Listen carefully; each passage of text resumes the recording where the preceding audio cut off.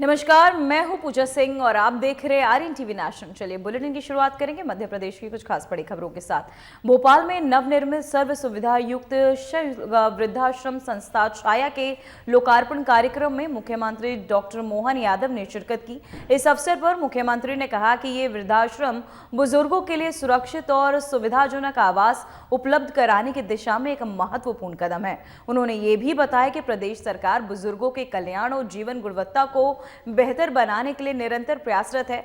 वहीं कार्यक्रम में प्रशासनिक अधिकारी और समाज सेवी भी उपस्थित रहे। साथ ही मुख्यमंत्री ने वृद्धाश्रम के संचालन और सुविधाओं की सराहना करते हुए इसे समाज के लिए प्रेरक उदाहरण बताया।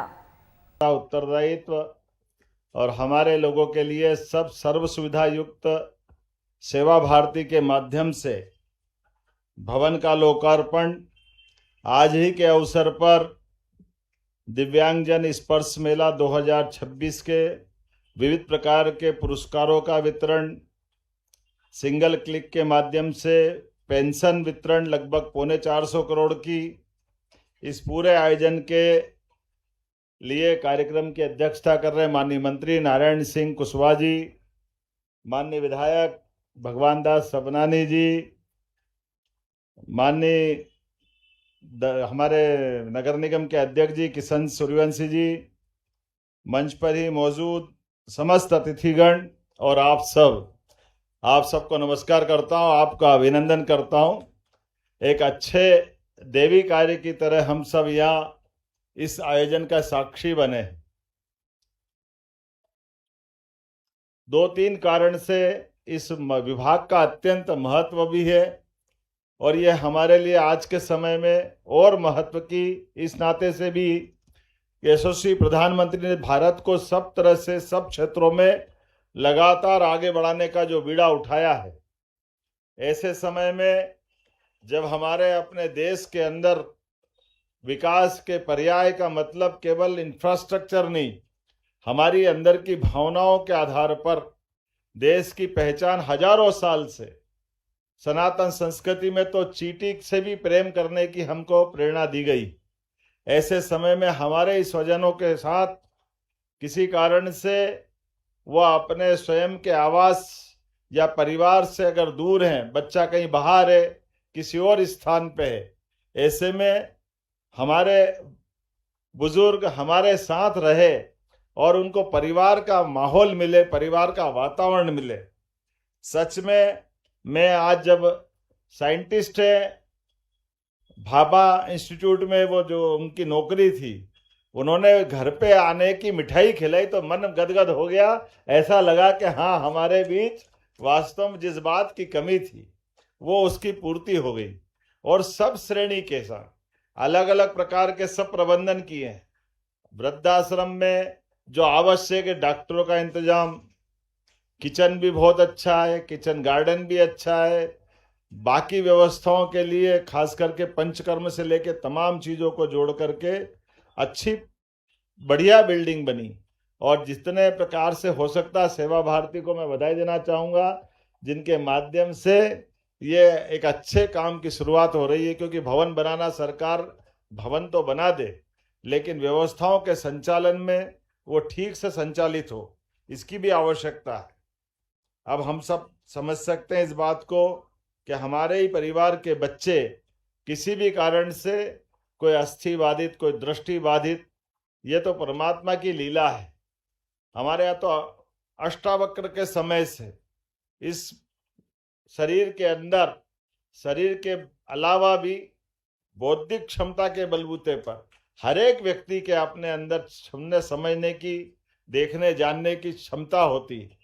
और ऐसे में कोई भी कारण से हमारे बच्चे अगर किसी बात की उनको आवश्यकता है तो वो हमारे प्रेम की आवश्यकता है। समाज प्रेम लुटाए, सरकार साथ खड़ी है। समाज कल्याण विभाग ने सब प्रकार से जोड़ करके सबके लिए अवसर दिया है। इसलिए माननीय प्रधानमंत्री ने तो दिव्यांग शब्द उपयोग किया है। वास्तव में ये पुराने समय में विभाग का नाम थोड़ा जो लेते थे तो अटकता था, लेकिन हमारे बीच आज के समय में उनके लिए भी अलग अलग प्रकार से विभाग ने बहुत अच्छी चिंता की। बच्चों को खेलने की भी चिंता की, अलग अलग प्रतियोगिता करे, उनको पुरस्कार दिए। मेरी अपनी ओर से सभी दिव्यांग भाई बहनों को, बच्चों को बहुत बहुत बधाई। खास करके आज जब मैं आपसे बात कर रहा हूँ तो ये हमारा वृद्धाश्रम लगभग 24 करोड़ की लागत से तैयार हुआ है। अपनी ओर से एक बार फिर बधाई। और इसके लिए भी जितने प्रकार से हो सकते हैं विभाग अभी आने वाले समय में और काम करेगा। ये 5 एकड़ में फैला 12 सिंगल बेडरूम, 22 डबल बेडरूम, कुल 34 कमरे, जिसमें 56 बुजुर्ग इसमें आराम से रह सकते हैं। और इसमें भी एसी कमरे, टीवी, फ्रिज, गर्म ठंडा पानी, निजी बालकनी, वो सब कुछ देने का प्रयास किया जो एक परिवार के लिए आवश्यक भी है।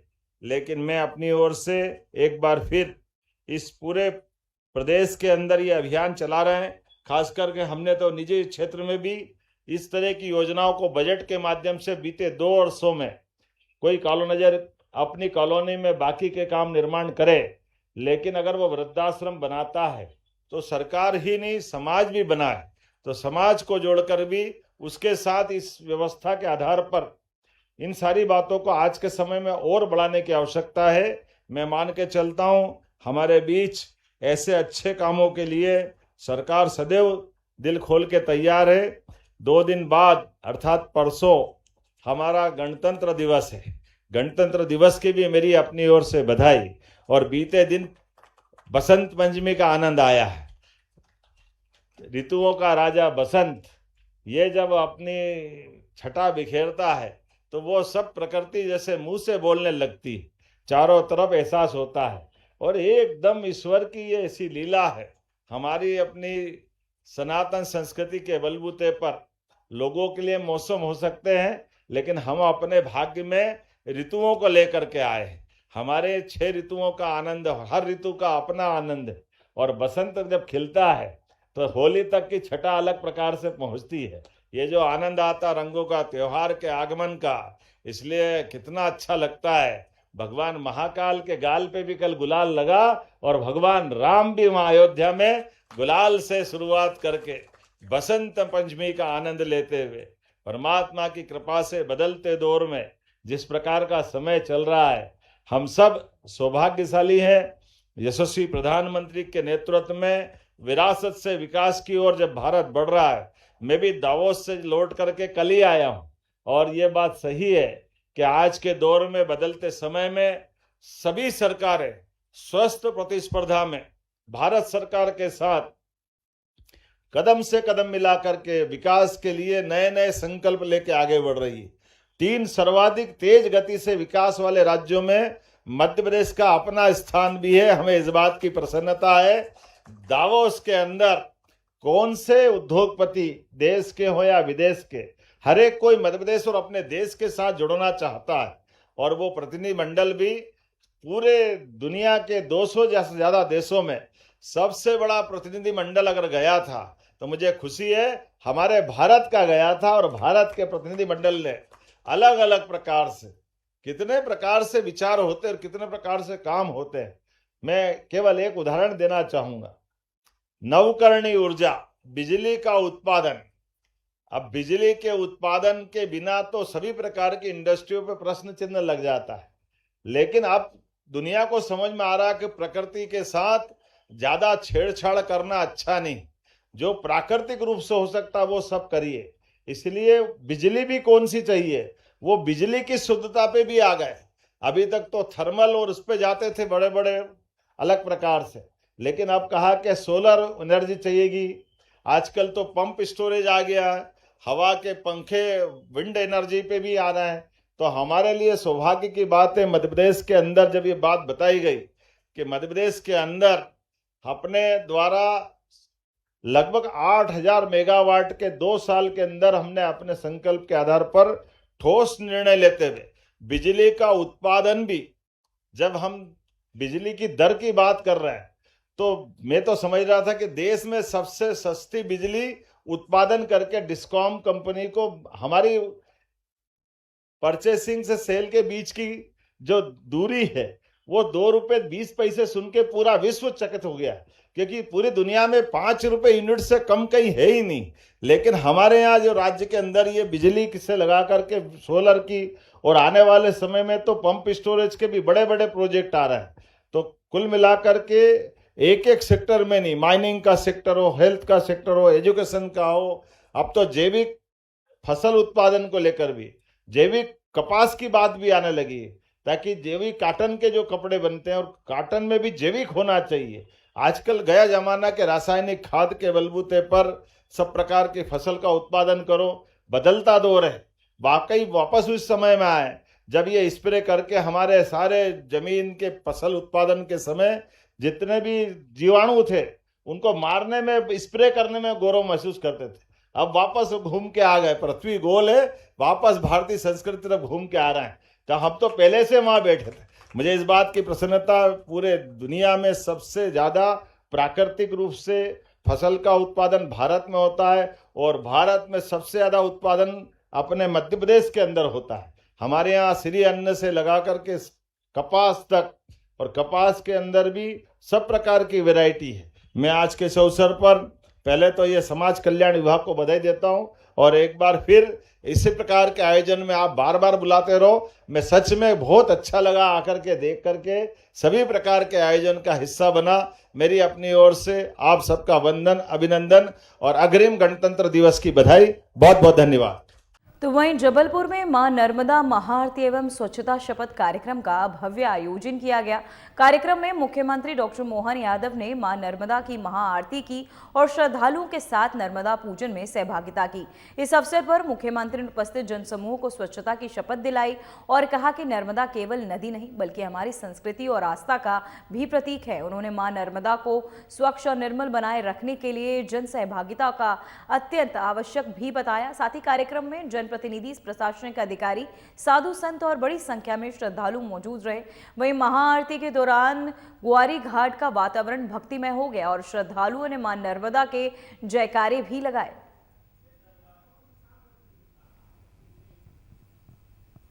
तो वहीं मुख्यमंत्री डॉक्टर मोहन यादव ने नवीकरण ऊर्जा को लेकर बड़ा बयान देते हुए कहा कि यदि उद्योगों को बिजली के बिना नहीं चलाया जा सकता तो ऐसे में नवीकरणीय ऊर्जा के प्रति लोगों का आकर्षण तेजी से बढ़ रहा है।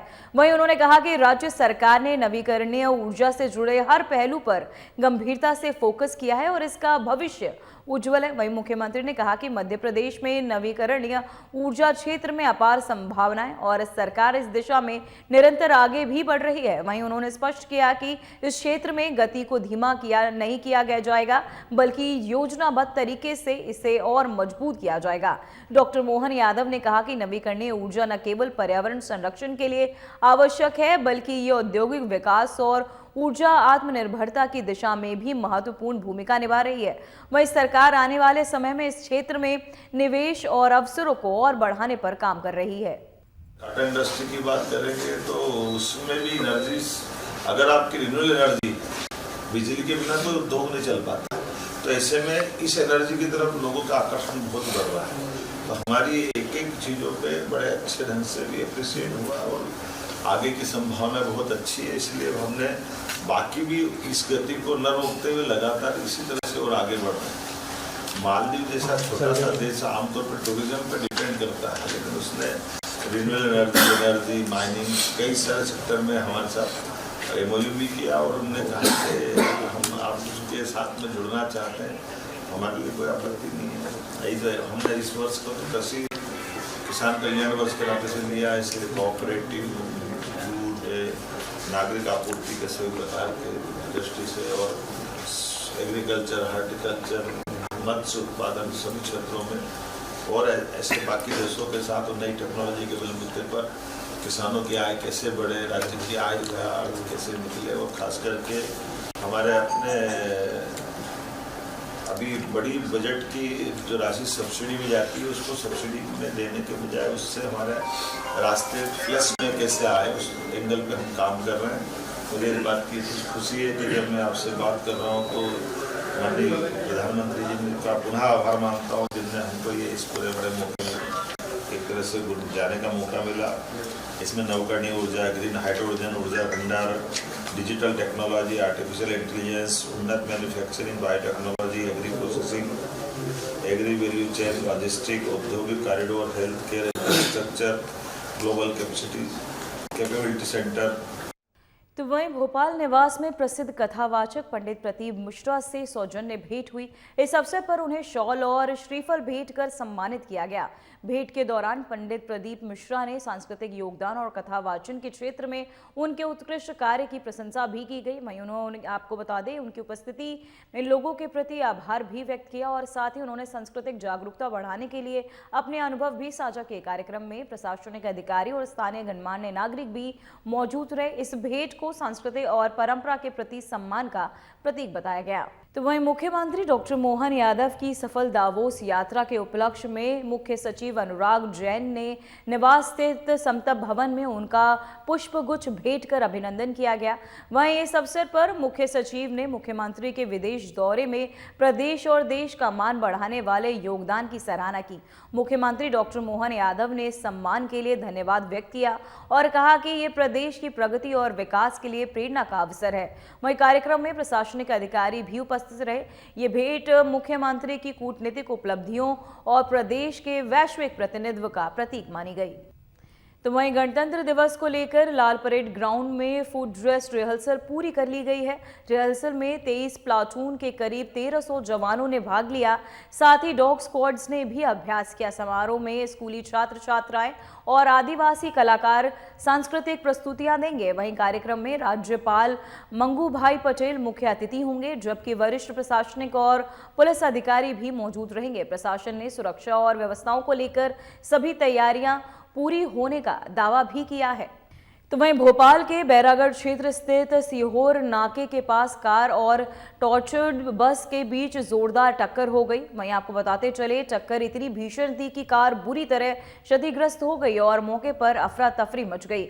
हादसे में कार सवार समेत कई लोग घायल हुए। दुर्घटना के बाद हाईवे पर लंबा जाम लग गया, जिससे दोनों ओर वाहनों की कतारें लग गई। सूचना मिलते ही पुलिस और एम्बुलेंस मौके पर पहुंची। घायलों को तत्काल अस्पताल भेजा गया, जहां उनका इलाज जारी है। वहीं पुलिस ने क्षतिग्रस्त वाहनों को सड़क से हटाकर यातायात सुचारू करवाया और दुर्घटना के कारणों की जांच शुरू कर दी है। फिलहाल मध्य प्रदेश की खबरों में इतना ही। देखते रहिए आर्यन टीवी नेशनल। मुझे दीजिए इजाजत। नमस्कार।